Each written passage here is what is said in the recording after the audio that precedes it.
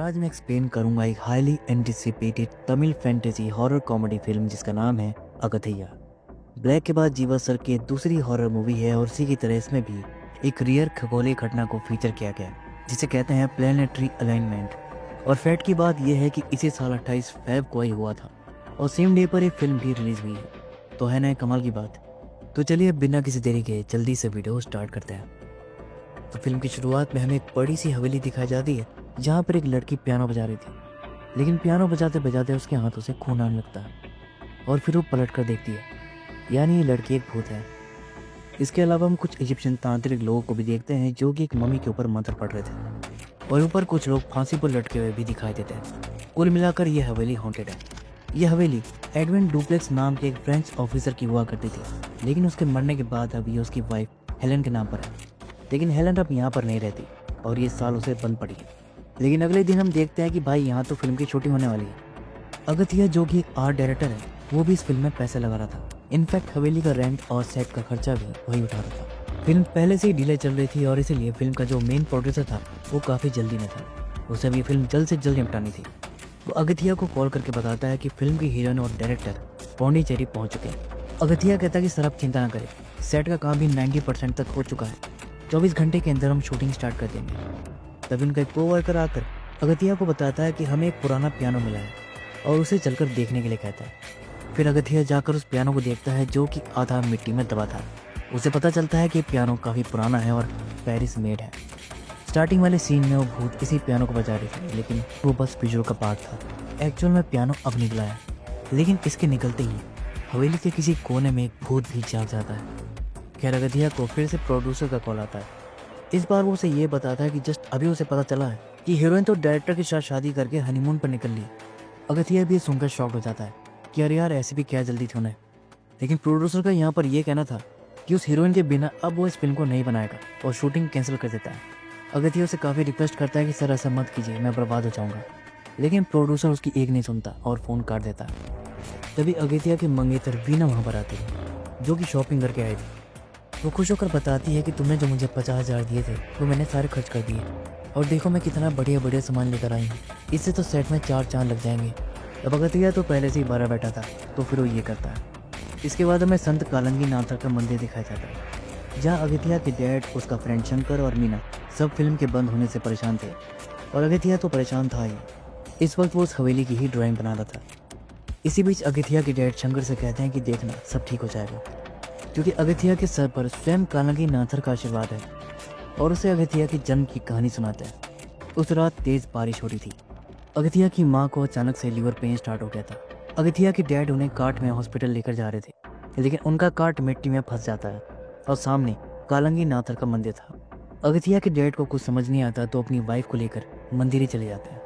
तभी वहाँ पर एक डिवाइन लेडी आती है जो कि अगथिया के डैड को बताती है कि आपके बच्चे का जन्म एक खास नक्षत्र में होने जा रहा है, इसलिए आपका बच्चा काफ़ी स्पेशल होगा। फिर उस बच्चे की डिलीवरी भी करवाती है, लेकिन बच्चा विकृत और मरा हुआ पैदा होता है। इस पर अगथिया के डैड काफ़ी नाराज़ होते हैं कि भगवान आपने हमारे साथ ऐसा क्यों किया, और निराश होकर अपनी वाइफ को लेकर जाने लगते हैं। लेकिन तभी एक चमत्कार होता है। मूर्ति से तेज़ लाइट निकलकर अगथिया पर पड़ती है जिससे वो जिंदा भी हो जाता है और बिल्कुल ठीक भी हो जाता है। तो ये थी अगथिया के चमत्कारिक जन्म की कहानी। Now back to the main story. Veena सबको एक आइडिया बताती है कि क्यों ना वो इस हवेली को स्कैरी हाउस में बदलकर खुद का बिजनेस करें। पौंडीचेरी के लोग भूतिया कहानी और हॉन्टेड हाउस में काफ़ी इंटरेस्ट रखते हैं, लेकिन स्कैरी हाउस का कॉन्सेप्ट यहाँ के लोगों के लिए नया है। यहाँ के लोगों को ये बहुत पसंद आएगा और अगर ये चल पड़ा तो इससे हमारे फंसे हुए पैसे भी निकल आएंगे और बढ़िया कमाई भी हो जाएगी। अगथिया के डैड को तो आइडिया बहुत पसंद आता है। वो अगथिया से भी बोलते हैं कि वीना बिल्कुल सही कर रही है, लेकिन अगथिया इस पर कोई रिप्लाई नहीं करता। फिर अगले ही पल जब वो अपनी ड्राइंग देखता है तो स्ट्रेंजली हवेली का जो बंद गेट था अब वो खुला हुआ दिखाई देता है। अगथिया से कालंगी नाथर का ही चमत्कार और इशारा समझता है कि शायद वो भी यही चाहते हैं, इसीलिए वो भी वीना की बात मान लेता है। फिर अगथिया अपनी पूरी टीम को लेकर वापस उसी हवेली में जाता है जहाँ सब रिनोवेशन के काम में लग जाते हैं। उस पियानो को भी धो धाकर उस कैरी हाउस का ही पार्ट बना दिया जाता है। डर को बढ़ाने के लिए कॉन्जरिंग की नन भी प्लेस की जाती है और इन सब के बीच इन्हें हवेली से एक पुराना फिल्म कैमरा और एक फोनोग्राफ रिकॉर्डर भी मिलता है। फोनोग्राफ रिकॉर्डर पुराने ज़माने का एक ऑडियो प्लेयर होता है। तब इस तरह के सिलेंड्रिकल रोल को इसमें डालकर ऑडियो रिकॉर्ड करके सुना जाता था। खैर इन्हें समझ नहीं आता कि इसका क्या करना है। तो इन्हें साइड में रखकर सब अपने काम में लग जाता है। जल्द ही इनका स्कैरी हाउस बनकर कंप्लीट हो जाता है और जैसी इनको उम्मीद थी ये उससे भी बढ़िया चल पड़ता है। इनकी अच्छी खासी कमाई होने लगती है और अब फाइनली सब बहुत खुश थे। अब इस खुशी के मौके पर चार चांद लगाने के लिए वीना सबके लिए पियानो प्ले करती है। सबको उसका पियानो काफ़ी पसंद आता है और सब उसके लिए क्लैपिंग भी करते हैं। और फिर वीना जो है वो अपनी फेवरेट धुन प्ले करती है और इस धुन का नाम है फॉर रिलीज और ये काफ़ी फेमस धुन है, हम सभी ने सुनी है। लेकिन इसे प्ले करने के दौरान पियानो में कुछ बॉक्सेस निकल कर मूव करने लगते हैं। ये देखकर सब चौंक जाते हैं कि ये ऐसे क्यों हो रहा है। फिर अगथिया कहता है कि शायद ये म्यूज़िक एक तरह का कोड है पियानो के किसी सीक्रेट डोर का। वो वीना को इसे कंटिन्यू करने के लिए कहता है। फिर जैसे ही वीना इस धुन को कंप्लीट करती है खट से वो डोर ओपन हो जाता है। उसके अंदर से उन्हें एक पुराना स्टेटोस्कोप, एक फिल्म रील और एंड में एक कंकाल निकलता है, जिससे सब डर कर वहाँ से चले जाते हैं। लेकिन अगथिया वहीं पर रहता है। फिर जैसे ही वो उस रील को खोलता है तो उसके साथ कुछ बहुत ही अजीब होता है। उसे ऐसा लगता है कि उसकी आत्मा उसकी बॉडी से बाहर निकल गई और वो किसी दूसरे रियल में पहुंच गया। वहाँ पर वो एक कपल को भी देखता है और तभी उनमें से जो बंदा था वो पलट कर अगथिया की तरफ देखता है। इतने में आकर शंकर अगथिया को टोक देता है कि भाई तुझे क्या हो गया। तभी उसकी आत्मा वापस उसकी बॉडी में घुस जाती है। अगथिया ये एक्सपीरियंस करके चौंक जाता है कि ये सब क्या था। वो शंकर को भी ये सब एक्सप्लेन करने की कोशिश करता है लेकिन शंकर को उसकी बातें समझ में नहीं आती। फिर इसके बाद हम एक न्यूज़ चैनल को देखते हैं जिसमें कि बताया जा रहा था कि जल्द ही एक रेयर खगोलीय घटना होने वाली है जब 8 प्लैनेट्स अलाइनमेंट में दिखाई देंगे। इंग्लिश में इसे प्लैनेट परेड और हिंदी में ग्रह मल्लिका बोला जाता है। खैर अब हम वीना को देखते हैं जो कि कलेक्शन के पैसे बॉक्स में रख रही थी। इसी दौरान टेबल की कील उसके हाथ में लग जाती है और उसकी खून की एक बूंद मिरर में जाकर लगती है जो कि रहस्यमय तरीके से मल्टीप्लाई होकर कई बूंदों में बदल जाती है। लेकिन वीना जब देखती है तो वहाँ पर एक ही बूंद थी। फिर वो मिरर में देखती है कि उसके पीछे जो 2 स्टैचू थे वो अब 3 हो गए थे और तीसरे वाला तो मूव भी कर रहा था, जिससे वो डर जाती है कि इसमें कोई रियल भूत तो नहीं। फिर हिम्मत करके वो देखने जाती है और एक एक करके उनका घूंघट हटाती है। तो पहले वाला तो पुतला ही होता है, दूसरे वाला भी पुतला ही था और अब बारी थी तीसरे वाले की। लेकिन इससे पहले कि उसकी मुंह दिखाई हो पाती कोई पीछे से वीना के कंधे पर टच करता है। वो पलट कर देखती है तो पीछे कोई नहीं था। तभी भूत सामने से आकर उसे डरा देता है। खैर ये भूत नहीं अगथिया ही था, लेकिन वीना को पता चलता है कि वो तो अभी आया है और वो चादर में नहीं था। तभी वीना देखती है कि अब वो तीसरा स्टैचू भी वहाँ पर नहीं था। वीना को ये सब बहुत अजीब लगता है। वो कहती है कि मुझे तो यहाँ कुछ गड़बड़ लग रही है, कहीं ये जगह हॉन्टेड तो नहीं। लेकिन इस समय अगथिया का इंटरेस्ट जो था वो उस फिल्म रील में था, इसलिए वीना की बात को सीरियसली नहीं लेता। वो कह देता है कि शायद ये शंकर की कोई नई ट्रिक होगी, तुम पर टेस्ट कर रहा होगा। फिर वो उसी पुराने फिल्म कैमरे को यूज़ करके प्रोजेक्टर की तरफ रील को प्ले करता है और फिल्म चालू होती है जिसमें कि हम डॉक्टर सिद्धार्थन को देखते हैं, जिसे शॉर्ट में हम सिद्धार्थ बुलाएंगे। सिद्धार्थ यहाँ पर खुद को एक सिद्धा डॉक्टर बताता है। सिद्धार्थ असल में आयुर्वेद की ही तरह एक इंडियन एंशिएंट मेडिकल सिस्टम है, लेकिन आयुर्वेद से अलग है और इसे तमिलनाडु या केरला के कुछ एरिया में प्रैक्टिस किया जाता है। कह रही बात सिद्धार्थ की, तो इस समय वो फ्रांस से अपने देश इंडिया लौट रहा था और इस समय था 1940 का। सिद्धार्थ इंडिया किसी खास काम से लौटा था, लेकिन अभी उसके बारे में ज़्यादा रिवील नहीं करता। खैर पौंडीचेरी स्टेशन पहुंचते ही उमर अब्दुल्ला नाम का एक आदमी उसे रिसीव करता है। फिर रास्ते में सिद्धार्थ नोटिस करता है कि हर जगह बस एडविन डुप्लेस का ही नाम लिखा था। वो पूछता है कि आखिरी एडविन डुप्लेस है कौन, तो अब्दुल्ला बताता है कि एडविन डुप्लेस एक फ्रेंच ऑफिसर कम डिक्टेटर है। वो बहुत बड़ा रेसिस्ट है और उसे पौंडीचेरी का हिटलर भी बोला जाता है। इंडियंस को टॉर्चर करने में उसे बहुत मज़ा आता है और उनकी बैग पर नाइफ से ड्राइंग बनाना तो उसकी फेवरेट हॉबी है। फिर अब्दुल्ला उसे एडविन डुप्लेस की उसी हवेली पर लेकर जाता है। वहाँ का नज़ारा देखकर सिद्धार्थ कहता है कि लगता है यहाँ तो किसी तरह का सेलिब्रेशन चल रहा है, जिस पर अब्दुल्ला बताता है कि आज एडविन की बहन जैकलिन का बर्थडे है, उसी की तैयारी चल रही है। फिर इसके बाद हम एडविन और उसके खास सर्वेंट से शास्त्री को देखते हैं। स्टार्टिंग में जो हमने भूत देखा था वो इसी का था। खैर अब्दुल्ला सिद्धार्थ को ले जाकर एडविन से मिलवाता है, लेकिन जब सिद्धार्थ उसकी तरफ अपना हाथ बढ़ाता है तो एडविन उसे हाथ नहीं मिलाता और फ्रेंच में उसकी बेइज्जती करता है। लेकिन उसे ये नहीं पता था कि सिद्धार्थ को भी फ्रेंच आती है। फिर भी सिद्धार्थ अभी उसे कुछ नहीं कहता। तभी सब जैकलिन को लेकर आते हैं जो कि एक व्हील चेयर पर थी। सिद्धार्थ शास्त्री से जब इसके बारे में पूछता है तो वो बताता है कि जैकलिन 16 साल की थी जब एक एक्सीडेंट में उसे स्पाइनल इंजरी हो गई थी। तब से उसके हाथ और पैर दोनों ही पैरालाइज थे। कई तरह के ट्रीटमेंट भी करवाए गए लेकिन कोई भी काम नहीं किया। तब सिद्धार्थ जाकर एडविन से बात करता है और उसे चैलेंज करता है कि मैं जैकलिन को ठीक कर सकता हूँ। लेकिन एडविन कहता है कि इम्पॉसिबल है। तो सिद्धार्थ कहता है कि सिद्धार्थ टेक्निक में कुछ भी इम्पॉसिबल नहीं है, लेकिन अगर मैं ऐसा कर देता हूँ तो तुम मुझे क्या दोगे? एडविन कहता है कि अगर तुम ऐसा कर देते हो तो जो तुम चाहो वो होगा। जिस पर सिद्धार्थ उससे कहता है कि मैं जैकलिन को ठीक कर दूंगा और बदले में तुम्हारा जो इंडियन स्लेव की बॉडी पर ड्राइंग बनाने का शौक है ना, इसे छोड़ना होगा। और एडविन इस बात के लिए एग्री भी हो जाता है। फिर इसके बाद हम सबको खाने की टेबल पर देखते हैं। सिद्धार्थ भी चुपचाप अपना खाना खा रहा था, लेकिन जैसे ही वो देखता है कि एक सर्वेंट जैकलिन को केक खिलाने जा रही थी, वो उसे टोक देता है और खुद से खाने के लिए बोलता है, जिससे जैकलिन हर्ट हो जाती। फिर एडविन सिद्धार्थ से कहता है कि डॉक्टर सिद्धार्थ, आप अच्छी तरह से जानते हैं कि जैकलिन हैंडीकैप्ड है, फिर भी आप ये बोल रहे हैं। लेकिन सिद्धार्थ बिल्कुल भी हेजिटेट नहीं करता और इसके बाद भी वो जैकलिन पर टॉन्ट मारता है, जिससे जैकलिन का ईगो हर्ट हो जाता है। अब वो अपनी सर्वेंट के हाथ से केक खाने से मना कर देती है और खुद से एक चम्मच उठाकर ट्राई करती है। और यही तो सिद्धार्थ चाहता था। जैकलिन बहुत ही मुश्किल से चम्मच अपने मुंह तक लेकर आती और फाइनली वो केक खाकर दिखा देती है। सारे मेहमान जैकलिन के लिए क्लैपिंग करते हैं और एडविन भी ये देखकर चौंक जाता है। फिर सिद्धार्थ जाकर जैकलिन से कहता है कि वो अपाहिज नहीं है, वो ठीक हो सकती है। फिर वो एडविन से कहता है कि कल सुबह 5:30 बजे से वो जैकलिन की ट्रेनिंग स्टार्ट करना चाहता है और एडविन इसके लिए हामी भी भर देता है। फिर अगले दिन जब जैकलिन चैन से सो रही थी, तभी ठीक 5:30 बजे सिद्धार्थ आकर उसे जगा देता है। अब भले ही जैकलिन को इतना सुबह उठने की आदत नहीं थी, लेकिन आदत उसे डालनी पड़ती। फिर इसके बाद जैकलिन की स्ट्रेचिंग करवाई जाती है, उसे कड़वे कड़वे काढ़े पिलाए जाते हैं। कुल मिलाकर सिद्धार्थ के पास जो भी टेक्निक थी वो सब कुछ उस पर ट्राई करता है। कई दिन तक ये सिलसिला चलता है, जिसके बाद जैकलिन इस काबिल हो जाती है कि अब वो अपना नाम भी ठीक से लिख पा रही थी। और फिर एक टाइम ऐसा आता है जब वो अपने पैरों पर भी खड़ी हो जाती है। इसी बीच जैकलिन और सिद्धार्थ की काफ़ी अच्छी दोस्ती हो जाती है और वो दोनों काफ़ी करीब आ जाते हैं। लेकिन एडविन को ये बात रास नहीं आती। वो गुस्से में आकर उन पर गन तान देता है, लेकिन गोली चलने से पहले ही रील अटक जाती है और ये कहानी सस्पेंस में ही रह जाती है कि आखिर इसके बाद हुआ क्या था। लेकिन इतना सब देखने के बाद अगथिया कहता है कि लगता है 1940 में यहाँ कुछ बहुत बुरा हुआ था। यहाँ पर ज़रूर कोई राज दफन है, लेकिन ये राज बाहर कैसा आएगा पता नहीं। खैर, अब कहानी आगे बढ़ती है, जहाँ शो देखने आए एक कपल में से लड़के को मस्ती सूझती है और वो अपनी गर्लफ्रेंड को लेकर एक पिरामिड वाले स्ट्रक्चर में चला जाता है। और फिर अंदर से एक चीख सुनाई देती है और ये चीख उसी लड़के की थी। फिर जब वो सब देखने जाते हैं तो उस लड़की की गर्लफ्रेंड जोर जोर से रो रही थी।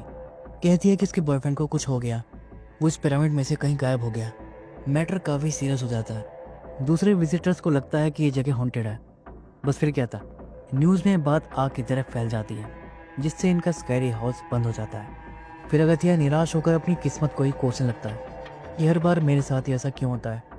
तभी उसे अपनी माँ की बात याद आती है, जो कहा करती थी कि चाहे कुछ भी हो जाए, हमें हमेशा पॉजिटिव रहना चाहिए। पॉजिटिव एटीट्यूड रखने वाला हर मुश्किल वक्त को भी पलट देता है। अब ये सब याद करके अगथिया खुद को पॉजिटिविटी से भरा ही था कि तभी ऊपर से कुल्हाड़ी आकर गिरती है। फिर जब वो उस कुल्हाड़ी को हाथ लगाता है तो उसमें कुछ विजुअल्स दिखाई देते हैं, जिसमें कि वो एक फ्रीडम फाइटर और उनके फॉलोअर्स को देखता है और फिर एंड में वो किसी की मौत भी देखता है।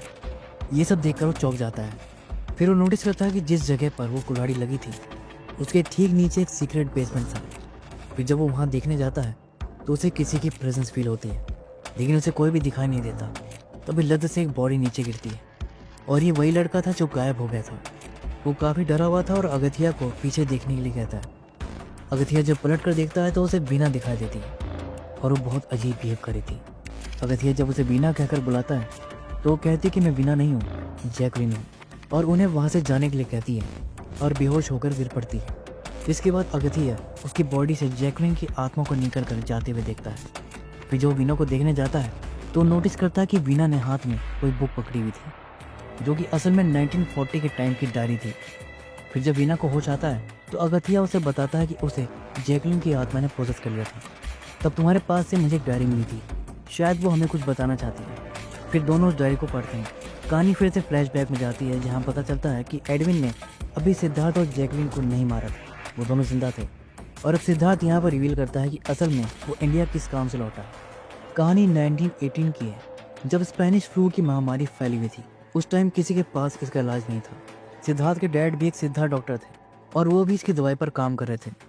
और दोस्तों, यहाँ पर हमें एक और बात पता चलती है कि अगथिया की डिलीवरी के वक्त वो डिवाइन लेडी जो किसी एंजल की तरह उस मंदिर में आई थी, वो सिद्धार्थ की माँ थी। खैर, सिद्धार्थ के डैड फ्लू की दवाई बना भी लेते हैं और पूरी दुनिया के सामने जाकर दावा करते हैं कि उनके पास इस महामारी की दवाई है, लेकिन कोई उन पर यकीन नहीं करता। उल्टा उनका मजाक बनाया जाता है। सिद्धार्थ के डैड इस बात को सहन नहीं कर पाते और खुद को ही ख़त्म कर लेते हैं कि मुझे ऐसी दुनिया में नहीं रहना। तब सिद्धार्थ ने उनकी चिता पर कसम खाई कि उसके डैड की जिस विद्या को दुनिया ने नकार दिया, एक दिन वो उसे ग्लोबल लेवल पर साबित करेगा और उसे पहचान दिलाएगा। फिर सिद्धार्थ को एक फ्रेंच आदमी ने गोद ले लिया और उसे लेकर फ्रांस चला गया। सिद्धार्थ ने वहीं पर सिद्धार्थ टेक्निक को प्रैक्टिस किया और बड़ा होकर फ्रांस का एक लौता the one and only Siddharth doctor बना। फिर सेकेंड वर्ल्ड वॉर के दौरान जब फ्रेंच आर्मी को बोन कैंसर की समस्या आई, तब फ्रेंच कॉन्फ्रेंस में जाकर सिद्धार्थ ने कहा कि अपनी सिद्धार्थ टेक्निक से वो बोन कैंसर की दवाई बना सकता है और वो इतनी पावरफुल होगी कि जो पेशेंट लास्ट स्टेज पर होगा वो भी बिल्कुल ठीक हो जाएगा। लेकिन बाकी सबको सिद्धार्थ की बातें बचकाने लगती हैं, वो उसे वहाँ से भगाने लगते हैं। लेकिन जो फ्रांस की पीएम थी, उसे तो हर हाल में इस प्रॉब्लम को ख़त्म करना था, इसीलिए वो सिद्धार्थ पर भरोसा करके उसे चांस देती है। और सिद्धार्थ फ्रांस की पीएम से यही प्रॉमिस करके आया था कि वो इंडिया से दवाई लेकर ही लौटेगा और यहीं पर डायरी ख़त्म हो जाती है। ये सब जानने के बाद अगथिया एकदम से सीरियस हो जाता है और वो रिवील करता है कि उसकी माँ को बोन कैंसर है, वो भी लास्ट स्टेज पर। वो कहता है कि अगर 1940 में डॉक्टर सिद्धार्थ इसकी दवाई बनाने यहाँ आए थे और अगर इसका 1% भी चांस हुआ कि वो सक्सेस किए थे, तो उस दवाई से मेरी माँ की जान बच सकती है। वीना कहती, लेकिन हमारे पास इस बात का कोई प्रूफ नहीं है। अगथिया कहता है कि मुझे फ़र्क नहीं पड़ता, अगर ऐसी कोई दवाई एग्जिस्ट करती है तो मैं उसे पाताल से भी खोज कर लाऊंगा। ये तभी जैकलिन की आत्मा वहाँ पर आती है। वो फिर कहती है कि वो आ रहा है और उन्हें वहाँ से जाने के लिए कहती है। अब इससे पहले कि दोनों को समझ पाते, वहाँ पर सब कुछ फूटने फाटने लगता है, यहाँ तक कि ज़मीन भी फट जाती है। और फिर वो आ ही जाता है जिसके बारे में जैकलिन बता रही थी, और ये था एडविन डुप्लेस का भूत। वो कहता है कि मैं किसी इंडियन को यहाँ से कुछ भी ले जाने नहीं दूंगा, और हंटर मार कर उन्हें हवेली से बाहर भेज देता है और हवेली का गेट भी परमानेंटली बंद कर देता है। तभी अगथिया को अपने डैड का कॉल आता है। उसे पता चलता है कि उसकी माँ की तबीयत बिगड़ती जा रही है। वो तुरंत हॉस्पिटल जाकर अपनी माँ को देखता है। उन्हें इतना दर्द में देखकर वो बहुत परेशान हो जाता है। अगथिया अब दवाई पाने के लिए और भी डेस्परेट हो जाता है, लेकिन इसके लिए तो हवेली का राज भी जानना पड़ेगा ना, और अब तो हवेली के अंदर भी नहीं जा पा रहे थे। तो इसका राज पता करने के लिए अब वो इसकी मालकिन यानी कि डुप्लेस की पत्नी हेलन के पास जाता है। लेकिन हेलन और अगथिया पहले फेस टू फेस नहीं मिले थे, डील एक ब्रोकर के जरिए हुई थी। हेलन अगथिया को पहली बार देखकर चौंक जाती है और फिर सदमा खाकर बेहोश हो जाती है। उसकी तबीयत खराब थी, तो इसीलिए वो अगले दिन किसी के थ्रू एक बॉक्स भिजवाती। उसके अंदर से सिलेंडर जैसा कुछ निकलता है और भी कुछ चीज़ें होती हैं, लेकिन अगथिया को कुछ समझ नहीं आता कि इनका क्या करना है। उसे अब कुछ भी समझ नहीं आता कि वो करे तो क्या करे।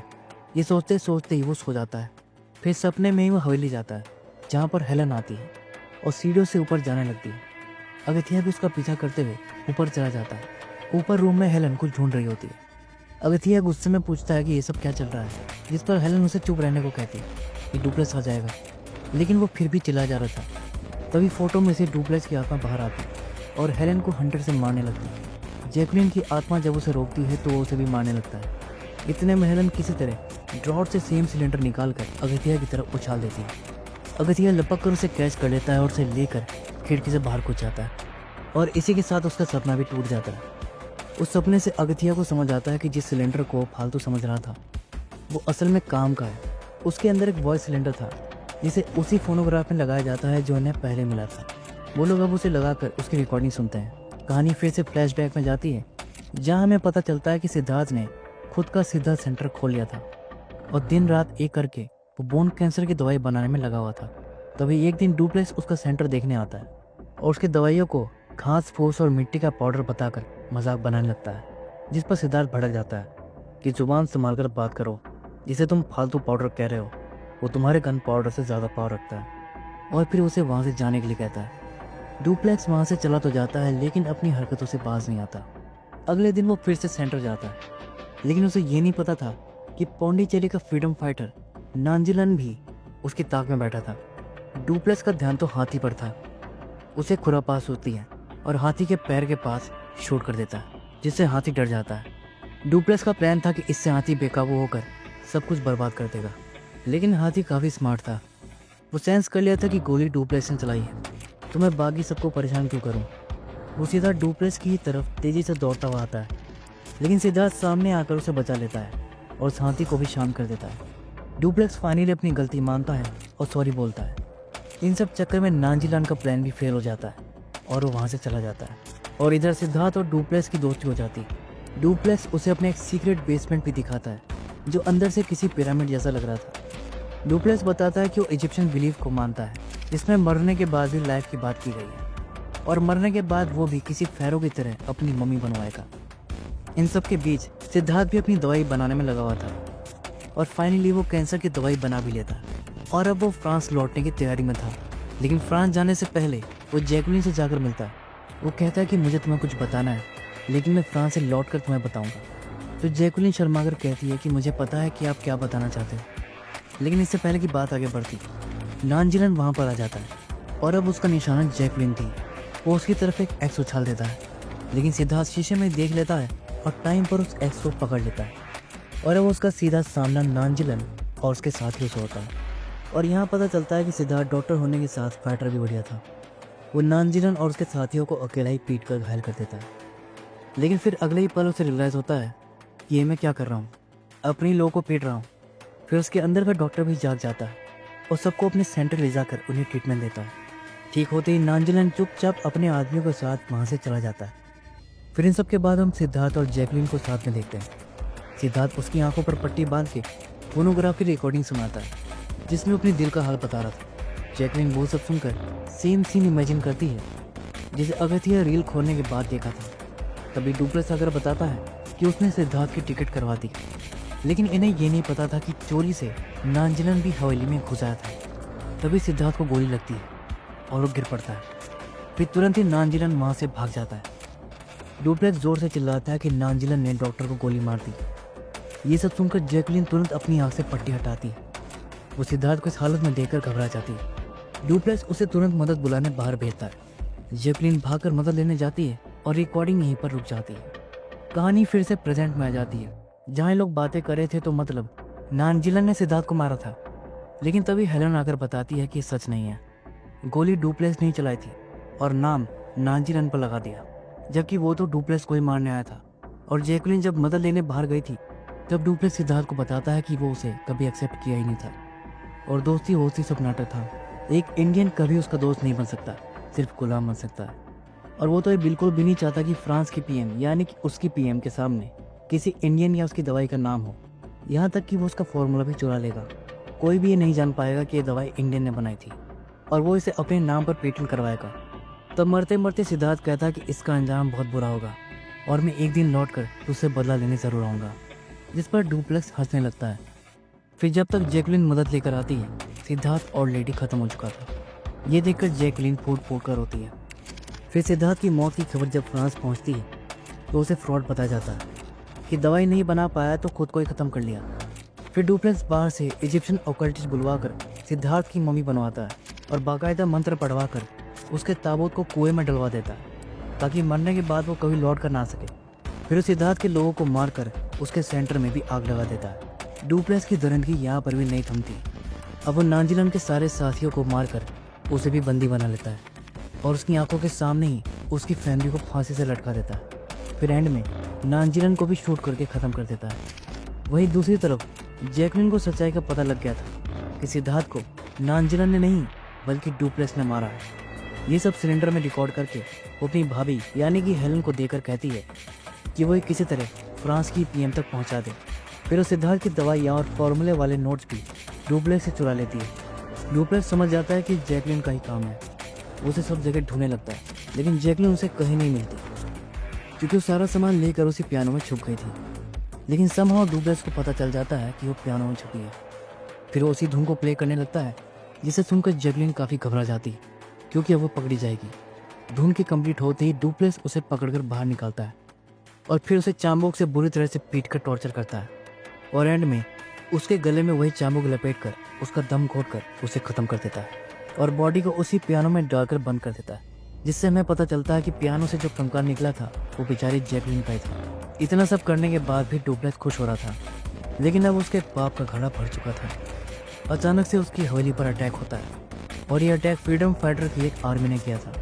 जो नांजीलन की मौत से काफ़ी आक्रोश में थे। डुप्लेस के सैनिक लोग भी उन्हें हवेली में घुसने से नहीं रोक पाते। शेषाद्री ये सब जाकर डुप्लेस को बताता है तो बचने के लिए वो कॉफिन में छुपने की सोचता है, लेकिन दवाई और फार्मूला भी किसी इंडियन के हाथ ना लगे, इसलिए वो उन्हें भी कॉफिन में रख देता है और फिर उन्हीं के साथ वो उस कॉफिन में छुप जाता है। फिर शेषाद्री भी कॉफिन बंद करके किसी कोने में जाकर छुप जाता है।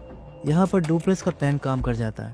वो लोग उसे नहीं ढूंढ पाते, लेकिन शेषाद्री पकड़ा जाता है और वो उसे ख़त्म करके चले जाते हैं।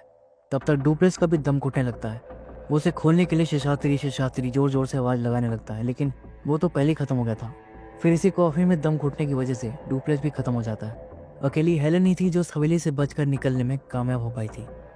ये सब जानने के बाद इन्हें समझ आता है कि अब दवाई इन्हें उसी कॉफिन से मिलेगी। अगथिया बिल्कुल भी टाइम ना वेस्ट करते हुए तुरंत महल के लिए निकलता है और गेट खोलने के लिए उस पर लात मार देता है, लेकिन गेट नहीं खुलता, बल्कि उल्टा वही पीछे जाकर गिरता है। तब अगथिया संत कालंगी को याद करता है और उनसे मदद मांगता है। कालंगी उसकी सुन भी लेते हैं और उसे मानसिक रूप के जरिए बताते हैं कि आज थोड़ी देर में ही ग्रह मल्लिका का योग बनने वाला है। इसके दौरान बड़ी से बड़ी इविल फोर्स भी वीक हो जाती है, लेकिन इसका असर सिर्फ 11 मिनट तक ही रहने वाला है। इसी दौरान तुम्हें अपना काम खत्म करके उस शैतान डुप्लेस की बॉडी को जलाना होगा, नहीं तो पहले से भी ज़्यादा पावरफुल होकर लौट आएगा और फिर उसे रोकना बहुत मुश्किल हो जाएगा। फिर अगथिया देखता है कि योग का असर शुरू हो चुका था। अब वो हवेली का गेट इजीली खोलकर अंदर घुस जाते हैं और फिर अंदर जाकर उस कॉफिन को भी ढूंढ ही लेते हैं, लेकिन हर तरह की कोशिश करने के बाद भी वो उसे खोल नहीं पाते। तभी वो नोटिस करते हैं कि कास्केट के चारों तरफ जो लॉयन के स्टैचू बने थे, उनमें से एक लॉयन अलग डायरेक्शन में देख रहा था। वहाँ पर एक बड़ी सी चेन लगी थी। अगथिया तुरंत समझ जाता है कि इस चेन को खींचने से ही ये कासेट खुलेगा। बस फिर क्या था, अगथिया उछलकर उस चेन पर लटक जाता है, लेकिन वो बहुत भारी था। वीना और शंकर भी उसे खींचने में हेल्प करते हैं और फाइनली वो कासेट खुल जाता है। फिर वो जल्दी से सारा सामान वामान निकाल कर एडविन को आग लगाकर वहाँ से भागने लगता है, लेकिन ये लोग लेट कर दिए थे। 11 मिनट पूरे हो चुके थे, इसलिए अब वो आग एडविन को जला नहीं पाती और वो पहले से भी ज़्यादा पावरफुल होकर कमबैक मारता है। वो तीनों अब उस हवेली से बाहर नहीं जा पाते। एडविन उनसे सारा सामान भी छीन लेता है और तीनों की गर्दन पकड़कर हवा में लटका देता है।